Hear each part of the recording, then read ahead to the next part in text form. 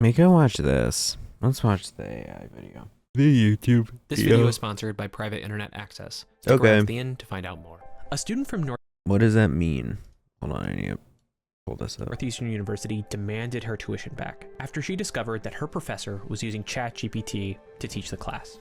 Bro, demanding your tuition back? Your tuition is a lot. That's bold. Well, I don't know how Northeastern does it. Do you have to pay per class? If you have to pay per class, then I get demanding it back. But if it's like, you know, you get a set number of classes or whatever, then like that's kind of bold to ask for your whole tuition back. I'll say. I mean, you go, girly, but like still, that's bold. It wasn't fair, she said, because this professor had banned students from using AI while he was using it himself. That is a valid argument. That's a valid argument. I think it's so whack to use AI in academia. I just think so. I can understand it for like coding or whatever, but like I've yet to see an application of it where, besides coding, where it is actually like ethical.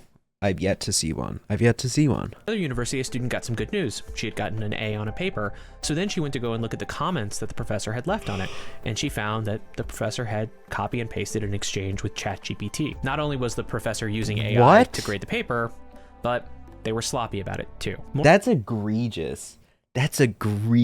Copying and pasting a conversation from ChatGPT. Because like you would see it very clearly being AI. The school, Emerson, is trying to push us to use AI. Like they're like getting licensing deals with various AI things. And I think they don't realize that both their entire faculty and student body fucking hates AI. Like fucking hates it, because we're all creatives. And so we see how useless it is. And so for the administration to constantly be trying to shove it down our throats is just another example of how truly disconnected they are from the rest of the school. But more and more students are using AI for all of their work. And as one writer at New York Magazine put it, it seems like everyone is cheating their way through college. The way people tell this story, AI is ruining education. High key, I am of the Northern Lion perspective where like, bro, all this college shit is so easy. It's so easy. Maybe that's just me. Maybe that's just the way I learn. Maybe it's just I've yet to actually encounter a difficult class. It's just so easy. It's like what? Like all the people who are like, what is it? What's the adage, the idea? It's like, oh, you're supposed to like, you know, for every 2 hours of class you should spend 2 hours studying. Again, maybe it's just me. Maybe it's just the career path I have lined up. You don't need 2 hours studying. You need max an hour. Max. And that's like maybe an hour a week. And it's also studying. It's not studying. It's like reading a fucking assignment, reading a paper they have given to you. And then realistically, if you didn't read it, you would probably be fine anyway. You could probably easily bullshit your way through. Because I bullshitted my way through plenty of times. I try to read it. I do my best to read it. Because like, you know, I don't like the idea of bullshitting, but like it's just like, it's so easy. You just go into, again, this is all film school, whatever. But also like, this is a film school with a low acceptance rate and it's ranked number 6 in the country or some shit. It's just so free. It's actually so easy. I don't know. I'm not trying to do this to gloat or to brag or whatever. I'm just more saying it as I truly don't understand being so lazy that you don't even do the work and you just pin it off to something else. Like, I just don't get it. I so fundamentally don't get it because it's already so fucking easy. And on top of that, Gen Z is too lazy to do any work. But cheating at universities is nothing new. It's a long-running issue, and it has to do with the incentives of education in the United States. And it even involves the widespread issue of academic fraud from professors. We'll explore all of that today, starting with this latest problem, AI. Damn, when this OpenAI was holy founded, shit, this it had big. a mission. It wanted to ensure that all of humanity benefited from artificial general intelligence. If you read a lot of the early writing that was coming out of OpenAI, it sounds rather utopian. They were saying that they were a nonprofit, they would be focused on just doing research and would even be able to give away that research. Bro, so OpenAI is the fucking biggest group of scam artists ever. I'll say it. Anyone, or they're not scam artists, but like Anyone who genuinely believes that they're just trying to better the world or all this shit is fucking so drunk on the Kool-Aid. Like, let's be so fucking honest. For them to be a company that has been this successful, they have to be a company. And by that, I mean they have to be profit driven. That's just how it works. And so the fact that it's structured in such a way where it's like both independent and dependent on Microsoft and like whatever, with them being a nonprofit and a for-profit and all this shit, it's so clear that it's like, this is a company. This is to make money. This is to make money. Maybe you believe that what you're doing will help the world and make money, but it's also to make money. You're not doing this just for positive human impact or whatever. All of humanity should benefit from this thing they wanted to create. True AI. OpenAI might be a nonprofit, but within OpenAI, there's a for-profit company. And it's this for-profit company that tries to bring products to market. And OpenAI is now worth something like $300 billion. And that's because people really want what they're selling. Every major artificial intelligence company now heavily markets themselves towards students. And it's definitely working. Nearly half of students and teachers at the... I don't get it. I just don't get it. I don't get it. It's so easy. School is so easy. It's so unbelievably easy. It's so easy. It's so easy. It's so easy. I don't get it. I don't get it. I'm not saying this to brag. I'm not saying this to be a dick. I just am saying, at least from my own lived experience, it is so fucking easy that why would you even just cheapen it by using AI? It's like at worst, it's busy work. I can get using AI for busy work. I could understand that. I wouldn't do it, but I could understand it if you genuinely think it's a waste of your fucking time. But it's like, dude, what? Just do it. Just do the busy work. Who gives a fuck? And if it's truly that busy of work, then drop the class. Drop the class. Find a different professor, dude. Like, come on. There's got to be a better way of going about it. K through 12 level say that they use AI, and nearly every college student uses AI in some capacity. The result is that we have issues of plagiarism, cheating, and fraud. AI can write papers quickly, it can make it easy to pass a class, and I'll be so proud of myself if I go through college without ever meaningfully using AI. And by meaningfully using AI, I mean that there was one time last semester where there was a really dense reading and I was having a hard time understanding it. So I read it over, I got my understanding, and then I put it into ChatGPT and I was like, translate this for me. And then it gave me pretty much my interpretation. And so I was like, okay, I'm interpreting this correctly. So I don't need to keep using AI. I used it once and that was it. That was done. I'll be so high on my own supply and so full of myself if I go through education never using AI and I end up being like the last group of soldiers on the last chopper out of Vietnam. The fact that it was like, yeah, I did this. Everyone else after me is now riddled AI brained, but no, I actually put in the hard work and fucking I know how to write a 250 word essay in like an hour. I know how to do that because I learned it because I wasn't dependent on a little robot machine. Frees up a student's time so that they can do stuff that they'd rather be doing, whether that's working a job or thinking about their career prospects or just, going out and drinking or something. There are now apps, websites, other services, all dedicated to helping students use AI to cheat and pass their classes. Professors who want to avoid cheating have to find workarounds. They'll sneak in extra words into assignments that are designed to mislead AI, or they'll demand that students take exams with blue books, like literally writing a test with, by hand with a pencil or a pen. This might solve part of the problem, but when it comes to... I hate that. I'm a motherfucker who loves to type. I love typing. I can type so quick. Look, we'll type racer right now. Type racer right now. I'm a fast typer. I'm a good typer. What is this? Separate fucking religion, church from the state.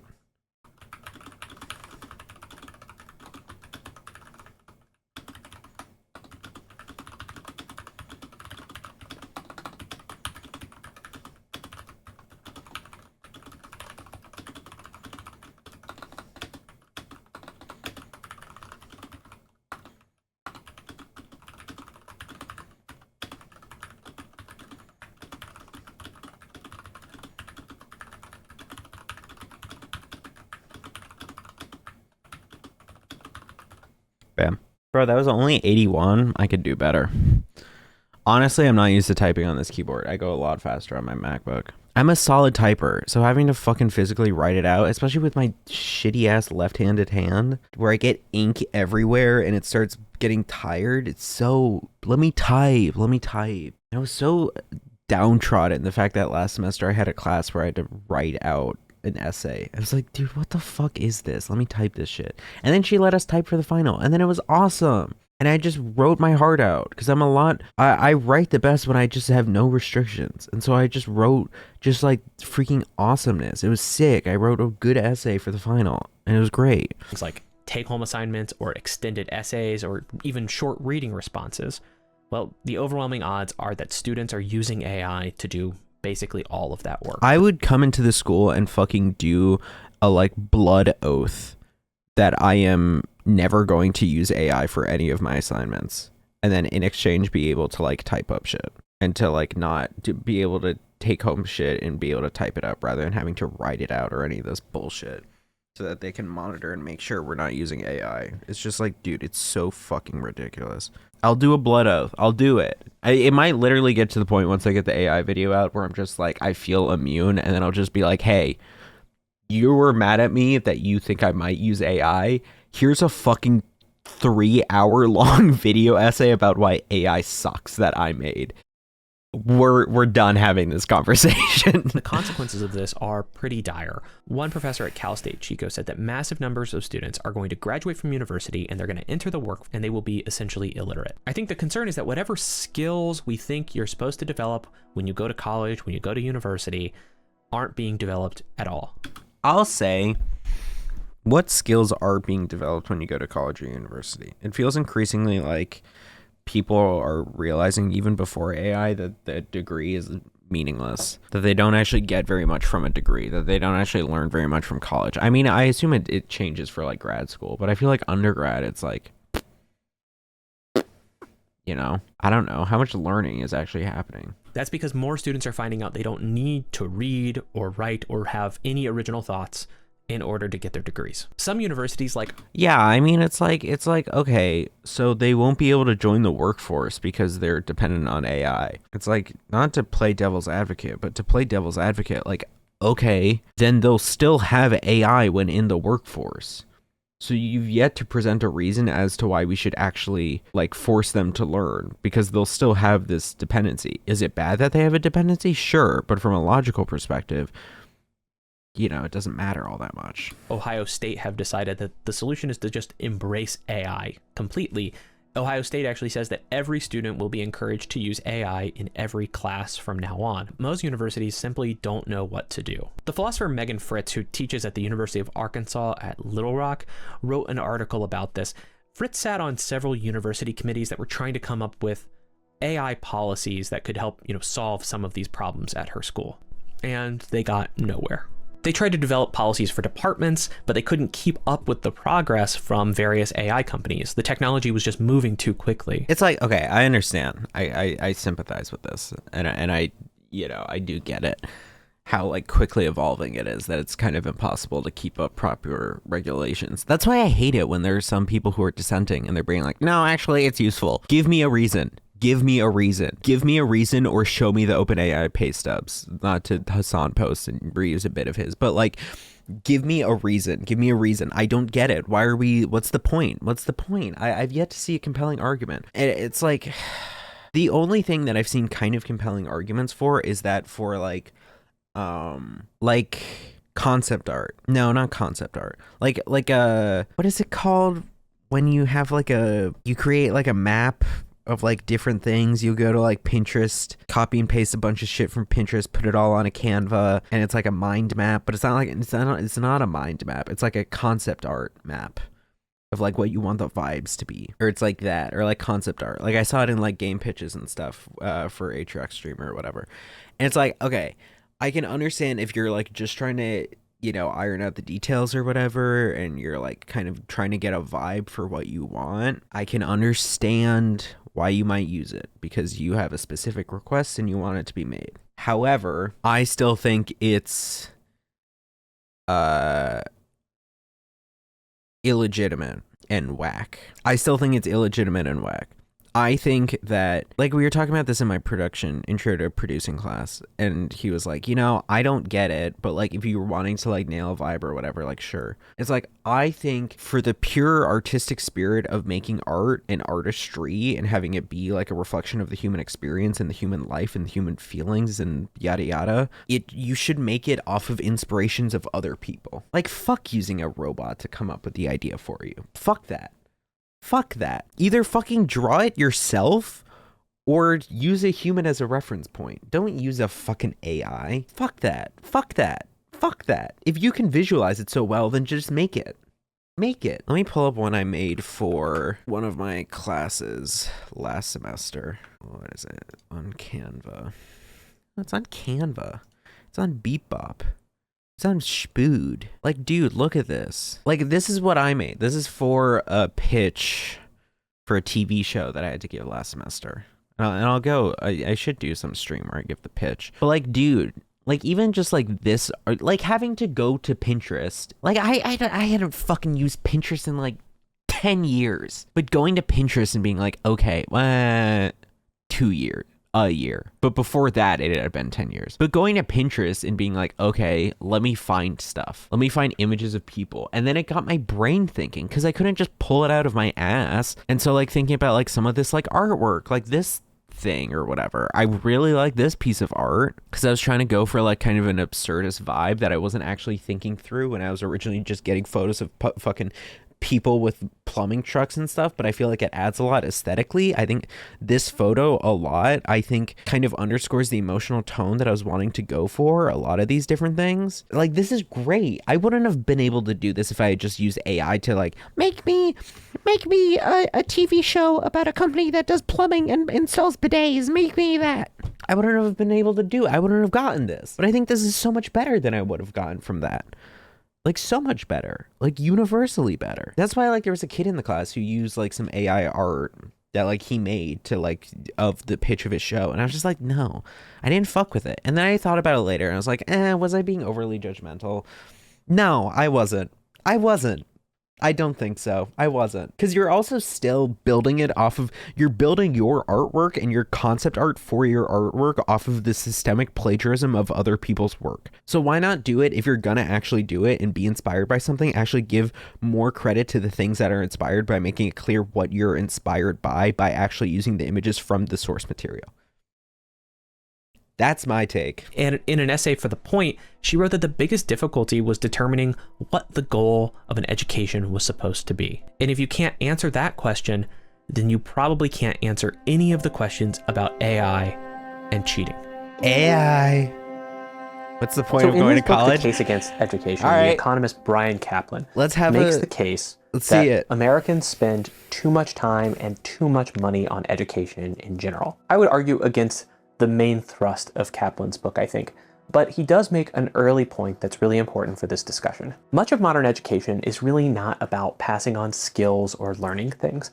It's simply about getting the degree at the end of the day. And that's because a degree signals certain facts about you. And Kaplan says that those include intelligence, conscientiousness, and conformity. Many employers will require a college degree for a high pay. I think also like dependability. That was one thing that one of my professors said the very first semester. And I remember I got so fucking annoyed by it. Because like you go through all your years of education and it's like you're a fourth grader. First half of the year, they're like, you're not a third grader anymore. You need to mature. You need to act like a fourth grader. Second half of the year, they're like, you're about to be a fifth grader. You need to mature. Then they do rinse and repeat the same shit for fifth grade. You're not a fourth grader anymore. You're about to be a sixth grader. You know, all this kind of shit. Right before middle school, you're about to go to middle school. You need to act more mature. You need to do this. You need to be dependable. You need to do all of that.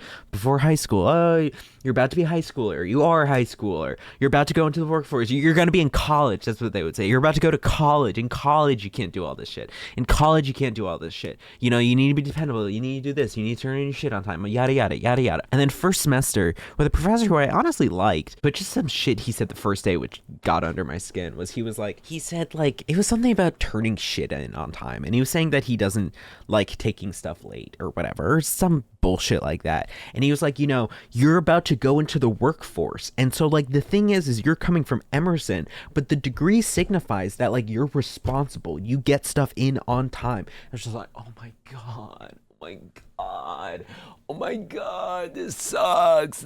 I got so annoyed at it.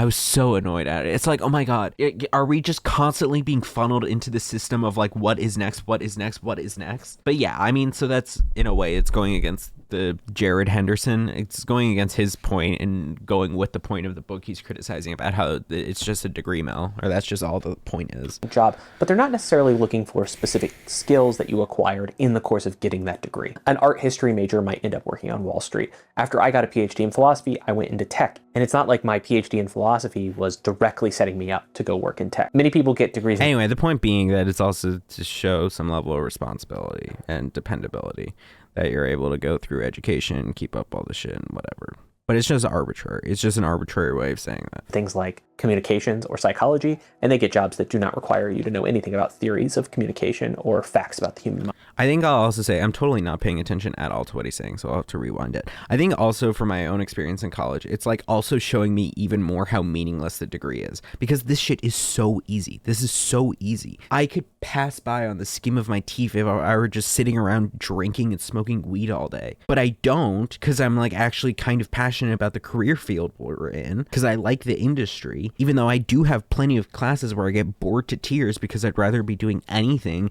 than talking about the fucking Kozlowski method of analyzing art history. But like still, it's just like this is so easy that it's just like even more affirming to me that it's like, okay, it's not actually indicative of that much. It's not. If this is a number 6 film school in the country, then fucking number 7 to infinity are a joke. They're a joke. I don't know what to say. It's just like, I don't know. Again, my own personal experience, but it's just like, it's just so easy to me. It just feels so intuitive. On Wall Street. After I got a PhD in philosophy, I went into tech, and it's not like my PhD. An art history degree would definitely not end up working on Wall Street. They would need some more degrees in the middle before they get into a Wall Street job. Let's be real here. PhD in philosophy was directly setting me up to go work in tech. Many people get degrees in things like communications or psychology, and they get jobs that do not require you to know anything about theories of communication or facts about the human mind. By the way, my new puppy, Apollo, is joining us for this video because he really likes to be held. If the skills you acquire in the course of getting a college degree don't actually matter, then why do employers require one? It's because a college degree does usually signal some facts about the job seeker. It just has very little to do with the content of your education. It basically says that you were able to survive for 4 years at an institution that has kind of arcane and arbitrary rules. Yes. And that you were good enough at following those rules and smart enough to navigate them that you could get a degree at the end. And guess what? Working at a large corporation is going to be an experience of surviving an arcane and obscure institution with weird rules. Kaplan, that's like they only give a shit. It's only the first place that hires you cares about your degree and your GPA. That's it. Unless you went to an Ivy League. If you went to an Ivy League, then you kind of get that as like a bonus perk for the rest of your life, and you kind of get that on your little like list of achievements, and then that'll always be a nice little star on your resume. But if you go to like anywhere else, they don't give a shit. I mean, at least from what I've heard. But like they don't give a shit. They don't care, because why would they? They don't need to fucking care, because the university college experience is so different than the workforce experience. It's such a fundamentally different experience than actually being on a job, working at a job. So like after your first job, what are they going to look at? I don't know, probably the other places you worked at, so that they can actually see how you work in a job. It's just like people with sticks up their asses who only care about the degree. I don't know, maybe I'm going on too much of a tirade here, but it's just like, it just feels so arbitrary. It feels so arbitrary. This theory doesn't really account for specialist degrees like engineering, but we can set those aside. Yeah, because those are a minority. Agreed. I'll give that. Agreed. Fair enough. Of degrees. I think deep down, actually, many students realize that this is true. They look at many of the classes they have to take in college and they think, why does any of this matter? All I'm looking to do is to just get a better job at the end of this. If you're going to college to increase your career prospects or to climb the social ladder, well, philosophy 101 isn't necessarily going to help you do that. And if you're a student who understands this, then using AI to cheat isn't just reasonable, it might be the rational thing to do. At least it is within your self-interest. You're not there. I just think it's so dishonest. I think it's so dishonest. It's so dishonest. This is so easy. It's the difference between putting one level of effort in and 4 levels of effort in out of like 100 levels of effort. Like, why fucking waste all of our times by using an AI machine for it? Like, at the very least, at the very minimum, it's like, dude, okay, in my junior year English class, we had to, every single time the teacher was gone, if he was like sick or whatever, we had to write a full essay that day. We would have to write a full essay. And to all of us, of course, it felt like busy work. Of course. Because it kind of was, let's be real. It was just work to do while he was gone. That kept us busy. But I'll admit that looking back, that did help me a lot in learning how to write and write quickly and like write well. It did help. It was busy work, but it kind of was useful busy work. So in a way, it wasn't quite busy work. I don't know. If you have a professor who's giving you like genuinely busy work that you feel is truly a waste of your time, then don't fucking do it. Don't do the work. Get a different class. I don't get it. I don't get it. Either learn how to do it yourself or just don't. I mean, maybe you do know how to do it yourself. And then it's just like, well, I don't need to learn. I already know how to do it. So why do I have to keep doing it? I don't know. So you do it faster. How about that? I feel like AI is only there for people taking degrees that they aren't really passionate about. And I guess that's a large portion of people. So maybe I should back off because like they don't functionally give a shit and like whatever. But I feel like from my own experience, taking classes that I also don't give a shit about, it's very easy to bullshit shit. Like, straight up, you could bullshit essays so fucking easy and teachers will eat it up. It's the easiest shit ever. Like, come on. To wax philosophical about Kantianism versus utilitarianism, or to go and write an essay about Charles Dickens. I wish more people wanted to do those things, but it's not why most people go to school. Kaplan really is just thinking about the incentives of getting a college degree. And I think if there's like a big thesis for this video, it's that incentives matter. To make Kaplan's point a little bit clearer, you could look at the phenomenon of diploma mills. These are institutions that set themselves up like colleges and universities. They are often for-profit and unaccredited, and in exchange for some money and very little work, you can get a college degree. It's even a way to get a PhD in some cases. I'll say you could also do very little work at real schools and get a degree. I don't know. I'm on my hater shit because now we're talking about what's the point of going to college. And of course, I love playing devil's advocate about this. Some schools will simply give you the degree if you pay them enough money. That's the most egregious example. But other schools... Yeah, it's a thing called honorary degrees. Jennifer Coolidge got one from here like last semester. It was dope. And they use it as something to publicly save face after all their fucking multiple periods of times of just being brutal and brutalizing protesters and activists on this campus. No, it's dope. Will simply just make it very easy for you to get the degree. They'll count work experience as credit, for instance. And you'll be able to get out of most of your coursework, so you just take a couple of classes, you write one 20-page paper, and bam, you have a master's degree from online university. And if all you need on your resume is just a degree... A 120-page paper? Coursework, so you just take a couple of classes, you write one 20-page paper, and bam. Oh, 120 page. Not a 120, not a 120 page. Okay. You have a master's degree from online university. And if all you need on your resume is just a degree from some school so that some AI filter at some company will let you through so that a human being will actually just read your resume, well, then it kind of makes sense to go and get a degree, even though these things are, scam. Not having a degree is a problem if you're looking for a job. A fake degree solves that problem, and you don't have to learn anything. Perhaps the tragedy of what is happening at many universities where students could just use AI to cheat on everything is that kind of all education is eventually just going to be fake and made up because nobody... It already is! It's been that way for like 10 years at this point. For like 10 years, Millennial and Gen Z have been crying out about how little higher education actually means and how it's just this arbitrary thing to farm money from people and use it to fucking pad the backs of the upper 1% and all these administrative bullshit financiers who just want to use it as some way to get their fucking tits milked for like all their worth and, fund themselves and get it all this money and money so they continue living their lavish lifestyles with some degree of privilege under their belt and some feeling that they do a damn in this world. it doesn't mean much. It doesn't help much. It's not doing much. Actually has to learn anything to get a degree. When I read Kaplan's book, I immediately saw a connection to another issue in academia, the widespread presence of academic fraud. This is research fraud that's committed by professors. Recently, there was the case of a Harvard Business School professor, Francesca Gino. Her tenure was revoked, which almost never happens, and she was fired from Harvard after an investigation found significant evidence of fraud in her research. It seems she had used fake data in multiple studies, and some of the papers where she faked this data was research on authenticity and honesty.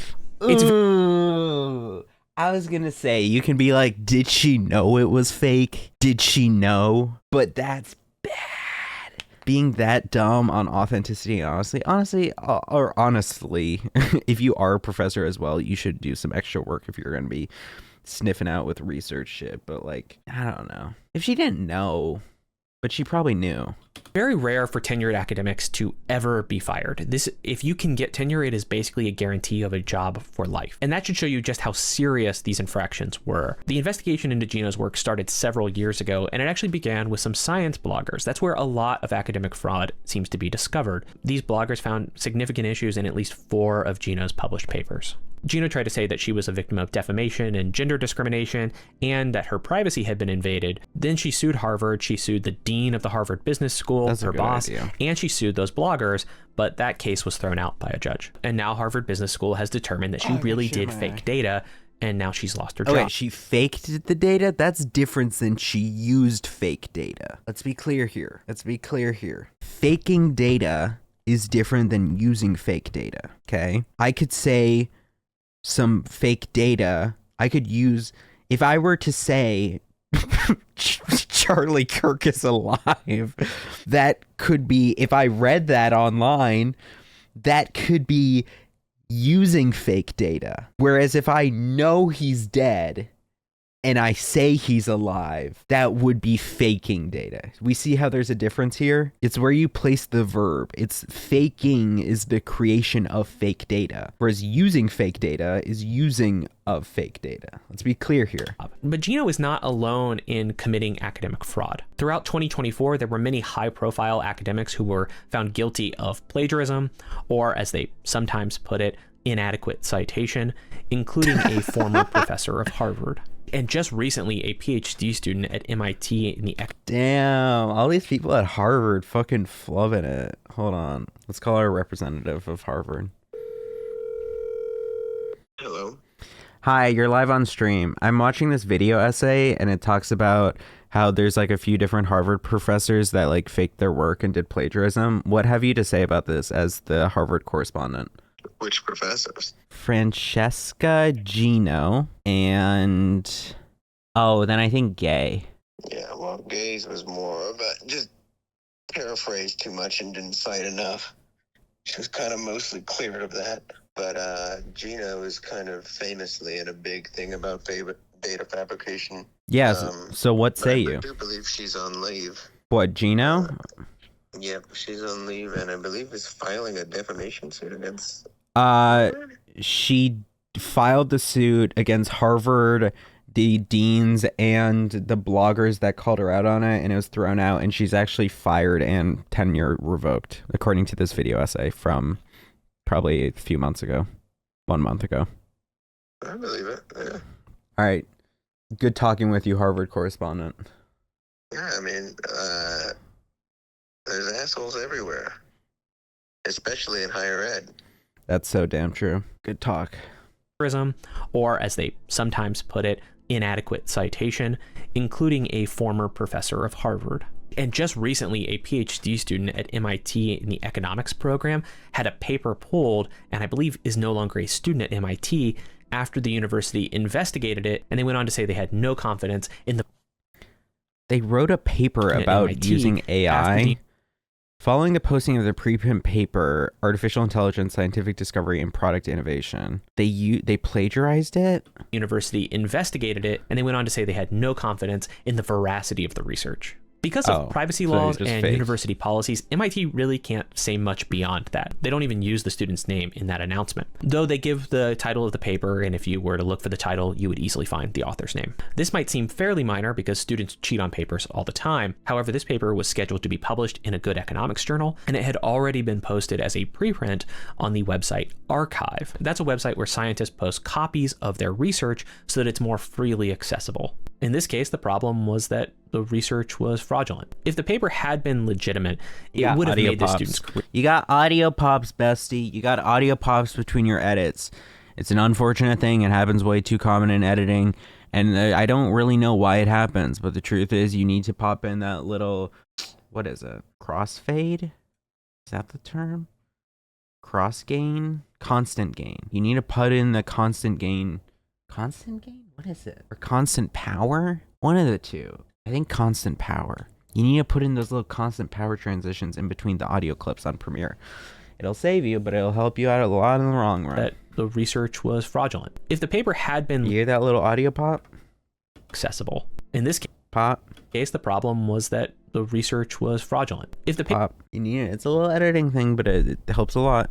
Paper had been legitimate, it would have made this student's career because it had a really provocative conclusion. It seemed to show that using AI actually boosted a firm's research productivity. So incorporating AI would actually make employees more productive. This is a result that many people... That's really funny because I know that a lot of studies since then have come out to shown the opposite. Who are big fans of AI would love to see. It would seem to be a great response to like skeptics of generative AI. People were naturally interested in this paper, and it was getting a lot of buzz from the moment it was posted on Archive. And if you're a graduate student, that's the sort of paper that you would want to publish as you go into the job market. It's the sort of paper that would identify you as a young and brilliant scholar who was going to produce great research, and you would definitely get a job. You could be set for life based on a paper like that. And sometimes this academic fraud has real world consequences. One of the most famous academic frauds is Brian Wansink. Wansink was a nutrition scientist at Cornell, and he's actually responsible for some studies that entered the public consciousness. You might believe some of the things that was initially discovered, that's discovered in quotes, by Wansink and his team. Have you ever heard that shopping on an empty stomach is a bad idea because you'll buy more food, or maybe you'll buy more junk food? That was originally from a Wansink study, and I believe that's the... What? Really? I didn't believe that to be a fact, though. Who believed that to be a fact? That's not like some shit of being like, oh, the Mythbusters said that if you walk in the rain, you get less rain on you. That was more of just like a vibe thing. Of like, oh, it's a bad idea because you're hungry. It's the whole thing what is it? Your eyes wanting more than your stomach or whatever. Like, that makes sense. Study has been discredited along with much of his other research. He was also responsible for that idea that the size of your plate determined how much you wanted to eat at a meal. In 2017, it was discovered that Wansink had in some cases fabricated data, and in other cases he had done misleading analyses of the data to try and support his claim. The simplest way to describe that, though, is that he committed fraud. He was actually found out because he wrote a blog post about his own methodology, and he admitted that sometimes he would have graduate students go over experiments that seemed to be initial failures and go looking for interesting results in the data. And this is a classic sort of research misconduct. And Wansink, like Gino, was only discovered because some science bloggers got interested in the issue. They started looking into it, and then once they found something interesting, they kept digging. When Cornell reviewed his research, they found many problems, including misreporting research data, problematic statistical techniques, failure to properly document and preserve research results, and inappropriate authorship. When we're talking about student misconduct at universities, like using AI to cheat in all their classes, I think it's also important to look at professors and ask questions about why do so many professors commit research fraud? Or you could ask the more general question, just why do they lie? We like to think of scientists as noble individuals in pursuit of truth.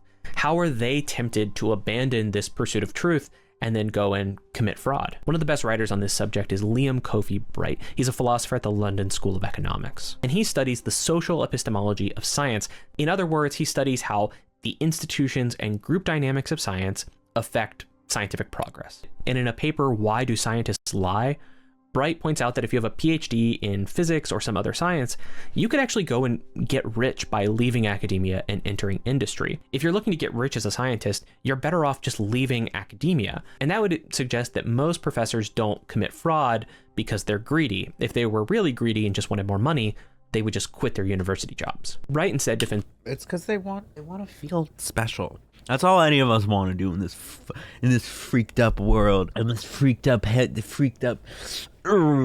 God, it gets under my skin how messed up the freaking world is, and we all just care about our freaking legacy. Hey, as I talked about the other night, you want legacy, become the world's most prolific, deeply embedded child sex trafficker. That's a way to get a legacy. It's because people want to fucking feel like they're intelligent. That's why. That's all it is. They want to feel like they're smart. Like, I mean, this is the cynical. The people who get into higher ed to get into higher ed. There's a difference between like, look, I get that some people want to do it because like they want to be a teacher or whatever. They want to like actually help out and teach shit. Sure, whatever. Yeah, okay, I don't doubt that. But if you're coming in for a superficial reason, it's to boost your ego. That's why.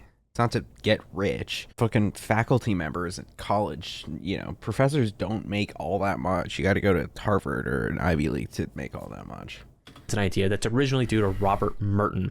Merton theorized in the 1960s that scientists are what we could call credit seekers. Another term that Bright and Merton use is honor. They seek status in the scientific community, the way we have arranged our institutions, and you achieve status by producing research, and we typically want novelty, so we want the results to be new, and volume of output. Most academic researchers go through something called a tenure review at some point in their career. This is where academics evaluate your work and they decide whether or not you should be granted tenure. And if you get tenure at a school, you are basically guaranteed a job for life. You're not going to become fabulously wealthy this way, but it essentially guarantees an upper middle class existence. And if you fail your tenure review, typically you're fired. And to pass your tenure review, you prove that you're a good...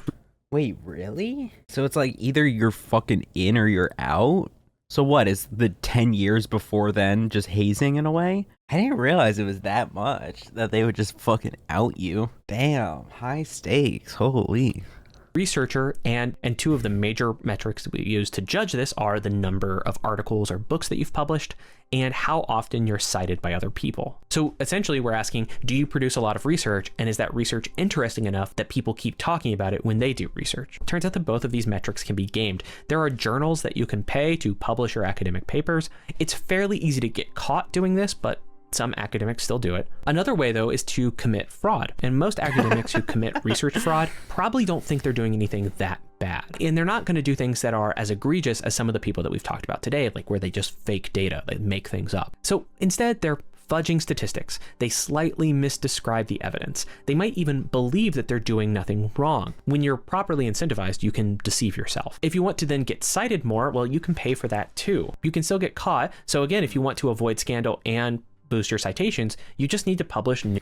I think I disagree with this way of framing it. I think this is a very simplistic way of framing it. They lie so they get a job. I mean, I guess you could reduce it to that, but I mean, it's like they lie so that... This is still reducing it down to money in a certain way. The question should be, why do you want the job? That's where the question, like, why do they want this job at this higher institution? Right? Or am I not making any sense? I think I'm making sense, but maybe I'm not. New and interesting ideas. Take a look at how Bright puts it. Scientists want and need credit for new results. To ensure their results are new, i.e. novel enough to have a plausible claim to establishing priority, scientists have to do their work sufficiently quickly that nobody else beats them to the punch. So because these scientists have to work fast, they are incentivized to either be sloppy or to commit fraud. See, that's the incentive. Researchers commit fraud because they are rewarded for publishing often and for publishing big results and for appearing to be geniuses. So they fudge the numbers, they sometimes outright lie, and they fabricate data. Other times you plagiarize where you just steal research from other people. In other words, you find a way to cheat. I think when students decide to cheat in college, essentially what they're trying to do is game the system. They want the economic or lifestyle benefits of it. I think plagiarism is whack. But I think copyright infringement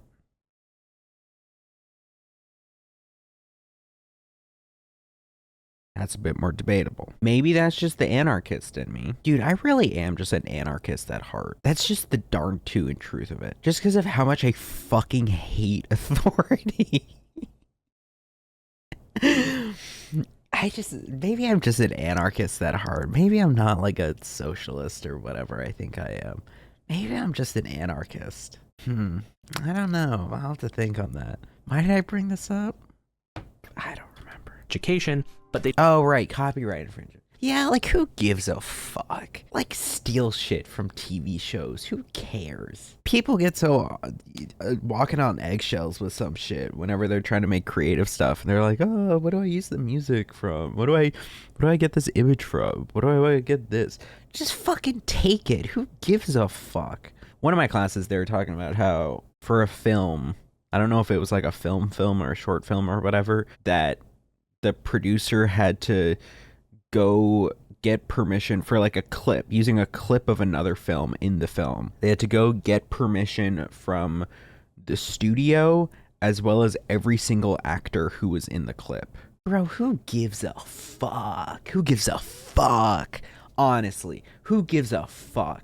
If it's really to the point of copyright infringement, it's the whole the idea of fair use and how like there's some flexibility there. And so it's like, genuinely, if you're doing something where like it's so egregiously ripping off something that it gets you out of the fair use umbrella, then like, yeah, get fucked. But like, if you're making something creative and you're pulling from elements of other things, then like, as long as you're not just like one-to-one ripping it, if it's like so cosmically shifted, or like so like if you're actually using it for an artistic way, which isn't just ripping it off one-to-one, then like there wouldn't be any copyright infringement, or it would all be fair use. Anything, if you're reusing some assets in an artistic way, then it would have to be fair use. And if it's not fair use, then it wouldn't be in a properly artistic way. That's what I'm trying to say. You don't want to have to put in the work. Human beings are often lazy. They look for shortcuts.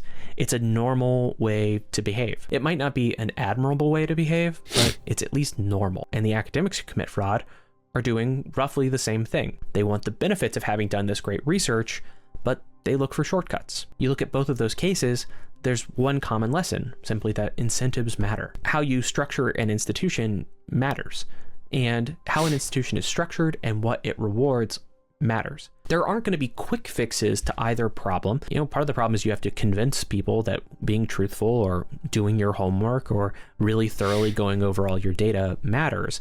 And essentially what you're doing is convincing people to spend more of their time doing things that probably they don't really want to do. And this is, I think, the big challenge that universities around the country are going to be facing. I've talked many times in this channel about the ways that universities have sort of lost their way. They are beholden to a certain economic model of education, which can make it difficult to see why actually getting an education in the first place matters. And we're seeing more attacks on higher education from various parts of the government. A day or two before recording this, I saw the news that Indiana University, which is a premier state university that's known for its language programs, just cut many of those programs due to low enrollment. There's a new state law that says that if you don't have a certain number of graduates per year, the major and the PhD program and everything just go away. And so now they've just gutted some of the best language departments in the country. When it comes to education in the United States, I think we're at an inflection point. Universities have to figure out what they want to offer to the world, what they want to offer to students, and what they want to be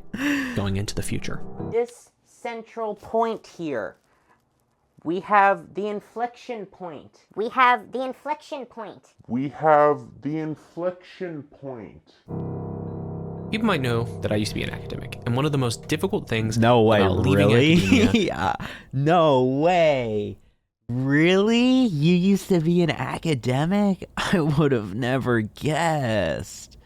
Yeah, I don't know, man. I don't love the way you framed a lot of that video, but whatever. I think it was fine. Fine video. I disagree. I think it's just, why are people cheating? Because the incentive is there. Yeah, obviously. I don't know. Yeah, because they're lazy. Or because they want to look good. Yeah. I thought you were going to talk about it from like a more like, why are people using AI so much, and get a little bit more in the nitty gritty, but whatever.